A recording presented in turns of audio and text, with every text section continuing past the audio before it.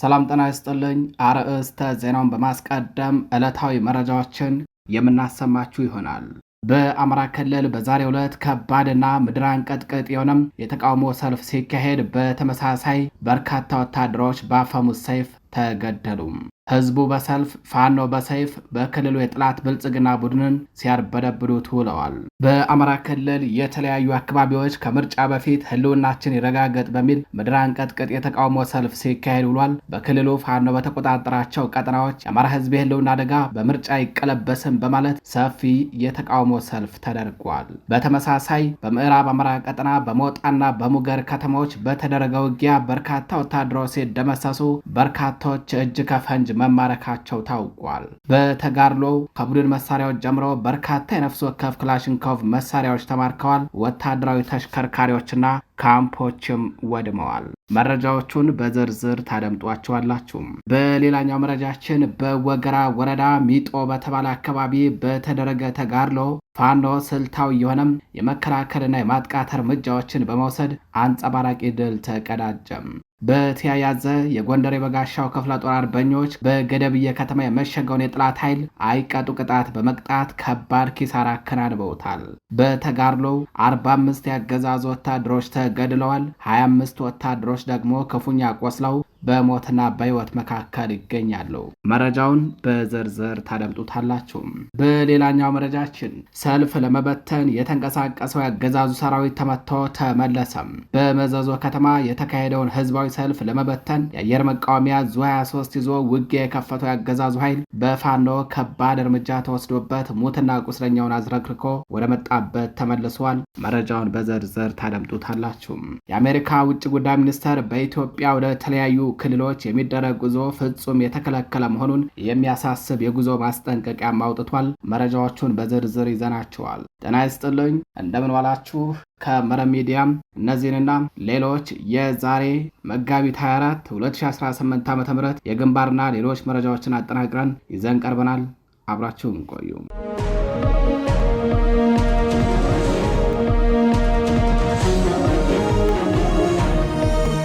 አማራ ራሱን ይከላከላል።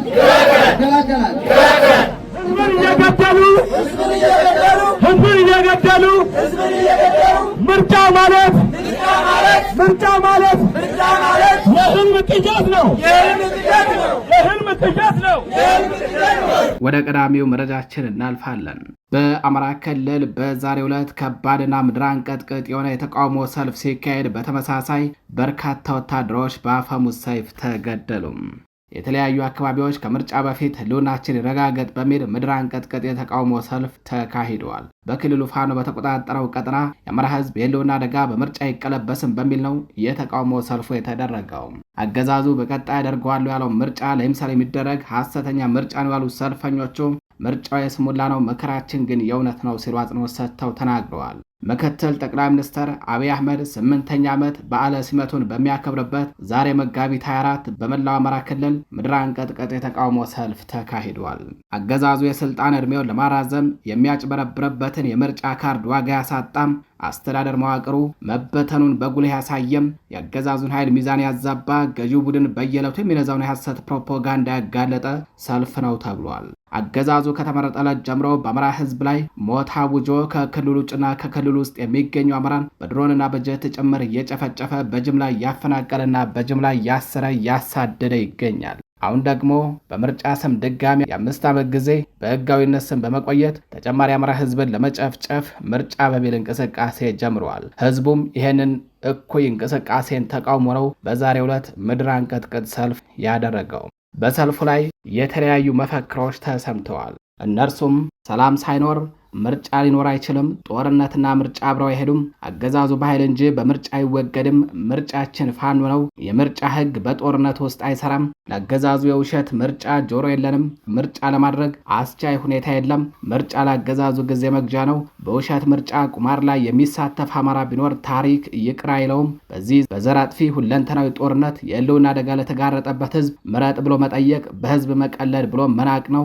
ሰላምና ጦርነት ብርሃንና ጨለማ ናቸው። ከብልጽግና ስርዓት ጋር የምንጋራው ሀገር በሌለበት ሁኔታም በምርጫ የምንሰጠው ህጋዊ ስልጣን አይኖርም። በዚህ ምርጫ መሳተፍ የኢትዮጵያን ህዝብ እንደመካድ ነው። ከእውነት ጋርም እንደመጋጨት ነው። በድሮንና በመድፍ በየቀኑ ለሚሰቃይና ለሚደበደብ ህዝብ ምርጫ ቅንጦት ነው። ጦርነትን እያባባሱ ምርጫን ማድረግ ዲሞክራሲያዊ ልምምድ ሳይሆን አምባገነናዊነትን ለመሸፈንና ድምፅ በማፈን ሀገር የማፍረስ ተልዕኮ ነው።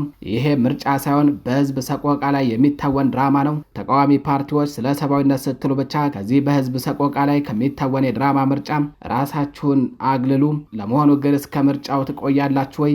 ምርጫው ለሌላ 5 ዓመት የጭፍጨፋ ፍቃድ ማስገኘ ነው። ኮሎኔል አብይ በቃን፣ ብልጽግናን በቃን። በ2 ዓመት ተኩል ውስጥ ከ500 በላይ ድሮን ጥቃት፣ 1.5 ሚሊዮን ተፈናቃይ፣ 5.4 ሚሊዮን ተማሪዎች ከትምህርት ገበታ ውጭ የሆኑበት ነው። ብልጽግና የህልውናችን ጠላት ነው። በምርጫ ስም ጨቋኞችን አናነግስም፣ አማራ ራሱን ይከላከላል፣ ዘር ማጥፋት እየፈጸሙ ምርጫ ማድረግ አይታሰብም ሲሉ ሰልፈኞቹ ጠበቅ ያለ መልእክት አስተላልፈዋል። ይህ የተቀናጀ የተቃውሞ ንቅናቄ በአማራ ህዝብ ላይ እየተፈጸመ ያለውን የዘር ማጥፋትና የግፍ ጭቆናን በምርጫ ካርድ ህጋዊ ለማድረግ የሚደረገውን ጥረት በቆራጥነት ለመመከት የተጀመረ መሆኑ ተገልጿል። ከጎንደር እስከ ሸዋ፣ ከወሎ እስከ ጎጃም ባሉ በርካታ አካባቢዎች የንግድ ተቋማት የተዘጉ ሲሆን ማህበረሰቡም በየቤቱና በየመንደሩ በመሰባሰብ ለምርጫው ማስፈጸም የሚንቀሳቀሱ ካድሬዎችንና የመንግስት የደህንነት ኃይሎችን እውቅና በመንፈግ ተቃውሞውን እየገለጸ ውለዋል። አገዛዙ ምርጫውን በኃይል ለማስፈጸም ወታደራዊ ስምሪቶችን ቢያደርግም በፋኖ አርበኞች ብርቱ መከላከልና በህዝቡ ፍጹም እምቢተኝነት እንቅስቃሴው እየተገታ እንደሚገኝ ታውቋል። ገዳዮቻችን በምርጫ ካርድ አናነግስም የሚለው የህዝቡ ድምፅ የአማራ ህዝብ ከዚህ በኋላ ለሚደረግ ማንኛውንም የማታለያ የፖለቲካ ቁማር በር እንደማይከፍትና ብቸኛው አማራጭ ስር ነቀል ለውጥ መሆኑን በገሃድ ያሳየበት ታሪካዊ ቀን ሆኖ አልፏል። መጋቢት 24 2018 ዓ.ም።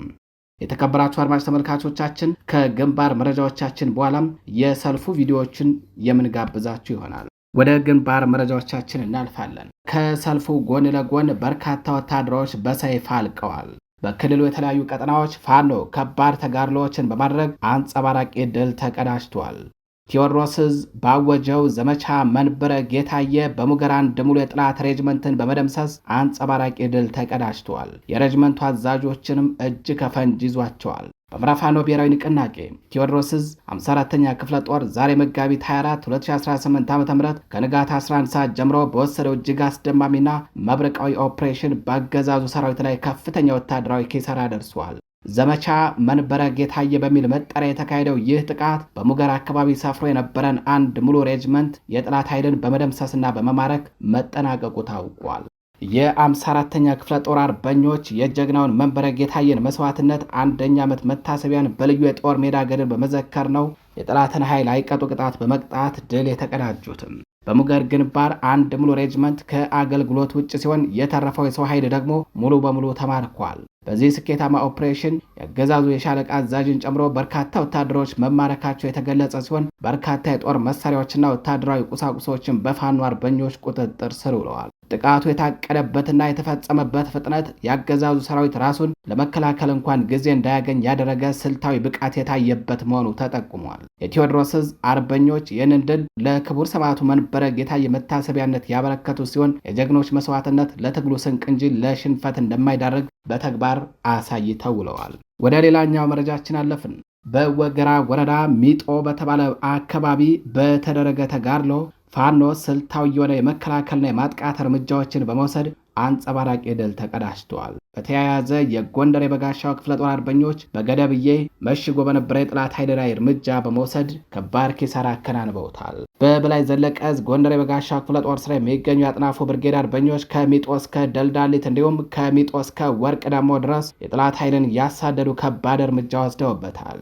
በተያያዘ የጎንደር የበጋሻው ክፍለ ጦር ስር የሚገኘው የታየ ብርጌድ በገደብዬ ከተማ የመሸገው የጠላት ኃይልን በመምታት ከባድ ኪሳራ ደርሶበታል። በዚህ ምክንያት ከደባርቅ ወደ ጎንደር የሚወስደው መንገድ ለሰዓታት ተቋርጦ የቆየ ሲሆን ከሞት የተረፉ የብልጽግና ካድሬዎችና ወታደሮች ቀጠናውን ለቀው ፈርጥጠዋል። በተጋድሎ 45 ያገዛዙ ወታደሮች ሲገደሉ 25 ወታደሮች ደግሞ የቆሰሉ ሲሆን በተጨማሪም በርካታ ልዩ ልዩ የጦር መሳሪያዎችና ተተኳሾች በፋኖ ቁጥጥር ስር ውለዋል። ወደ ሌላኛው መረጃችን አለፍን። ሰልፍ ለመበተን የተንቀሳቀሰው ያገዛዙ ሰራዊት ተመቶ ተመለሰም። በመዘዞ ከተማ የተካሄደውን ህዝባዊ ሰልፍ ለመበተን የአየር መቃወሚያ ዙ 23 ይዞ ውጊያ የከፈተው ያገዛዙ ሰራዊት በፋኖ የቀጡ ቅጣት ተቀጥቶ ወደ መጣበት ተመልሷል። መነሻውን ጣርማ በር ያደረገ ይህ ያገዛዙ ሰራዊት መዘዞ ከተማና ዙሪያው ላይ የተደረጉ ሰልፎችን ለመበተንና ለማስተጓጎል ዓላማ ይዞ በዙ 23 ታጅቦ ሰልፉን ለመበተን ቢንቀሳቀስም ብርቱ ጥቃት ተፈጽሞበት ወደ መጣበት እንዲመለስ ተደርጓል። በዛሬው ዕለት በመላው የአማራ ክልል ከባድና ምድር አንቀጥቅጥ የሆነ ህዝባዊ ሰልፍ ተካሂዷል። ይህንን ሰልፍ በሸዋ ጠቅላይ ግዛት ዕዝ ቀወት ወረዳ ተሬ ከተማ፣ በአንኮበር ወረዳ ሐር አምባና ጎርጎ፣ በጣርማበር ወረዳ በመዘዞ ከተማ፣ በሞጃና ወደራ ሳሴት ከተማ በደማቅ ሁኔታ ሰልፉ ተካሂዷል። በሌላ ዜና በመርሃ ቤቴ ናደው ክፍለ ጦር ወደ ጎራንዳ ገጠር ቀበሌ እንቅስቃሴ እያደረገ በነበረ የጠላት ኃይል ላይ በወሰደው የቆረጣ እርምጃም በርካቶችን ሙትና ቁስለኛ አድርጓል። ከላይ በተጠቀሱት አካባቢዎች የተካሄደውን ሰልፍ ለመበተን ዙ 23 ይዞ ተንቀሳቅሶ የነበረው የጠላት ኃይልም ከባድ የሽምቅ እርምጃ ተወስዶበት ሞትና ቁስለኛውን እያዝረከረከ ፈርጥጧል። ወደ ሌላኛው መረጃችን አለፍን። የአሜሪካ ውጭ ጉዳይ ሚኒስተር በኢትዮጵያ ወደ ተለያዩ ክልሎች የሚደረግ ጉዞ ፍጹም የተከለከለ መሆኑን የሚያሳስብ የጉዞ ማስጠንቀቂያ ወጣ። የአሜሪካ ውጭ ጉዳይ ሚኒስተር በኢትዮጵያ ያለውን ወቅታዊ የጸጥታ ሁኔታ መሰረት በማድረግ ያወጣውን ጉዞ ማስጠንቀቂያ ደርሰዋል። ሚኒስትሩ ባወጣው በዚህ መግለጫ መሰረት በአገሪቱ ባለው ከፍተኛ የጸጥታ ስጋት ምክንያት አጠቃላይ ጉዞ ማጠቃለያ ደረጃ 3 ጉዞን በድጋሚ ማጤን በሚል እንዲቀጥል ወስኗል። ይሁን እንጂ እንደ አማራ ክልል ባሉ ከፍተኛ ግጭትና አለመረጋጋት በሚታይባቸው አካባቢዎች ላይ ያለው እገዳ እጅግ የጠነከረ ሲሆን የአሜሪካ ዜጎች ወደ አማራ ክልል ፍጹም እንዳይጓዙ ዶንት ትራቭል የሚል ጥብቅ ማስጠንቀቂያ ተላልፈዋል። ሚኒስትሩ ይህንን ውሳኔ ያስተላለፈው በክልሉ ባለው ጦርነት ነው። በዚህ የጉዞ መመሪያ ላይ እንደ አዲስ የተካተቱ የስጋት አመላካቾች በሀገሪቱ የሚስተዋሉ የመገናኛ ዘዴዎች መቆራረጥና ያለምንም ቅድመ ሁኔታ የሚጣሉ የሀገሪቱ መውጫ እገዳዎችን ያካተቱ ናቸው። ከአማራ ክልል በተጨማሪ የትግራይ ክልል፣ የአፋር ክልል፣ የጋምቤላና የቤኒሻንጉል ጉሙዝ ክልሎች እንዲሁም ከጎረቤት ሀገራት ጋር የሚያዋስኑ ድንበር አካባቢዎች ፍጹም ጉዞ የማይደረግባቸው ተብሎ ተለይተዋል። የአሜሪካ የውጭ ጉዳይ ሚኒስትር ዜጎች ወደ ኢትዮጵያ ለመጓዝ ከመወሰናቸው በፊት የጸጥታ ሁኔታውን በጥንቃቄ እንዲመረምሩና በግጭት ቀጠናዎች ውስጥ ለሚገኙ ዜጎች ኤምባሲው አስቸኳይ ድጋፍ የመስጠት አቅሙ የተገደበ በመሆኑ እንዲገነዘቡ አሳስበዋል። የተከበራችሁ አድማጭ ተመልካቾቻችን በአማራ ክልል የተለያዩ ቦታዎች ላይ የተካሄደውን የዛሬውን ሰልፍ በቪዲዮ የምናስቃኛችሁ ይሆናል።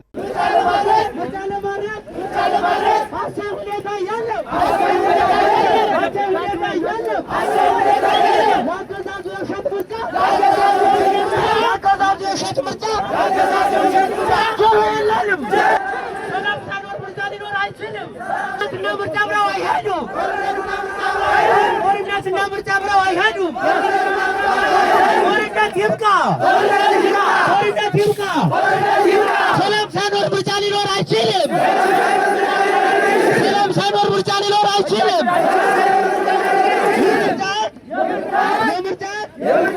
በጦርነት ውስጥ አይሰራም።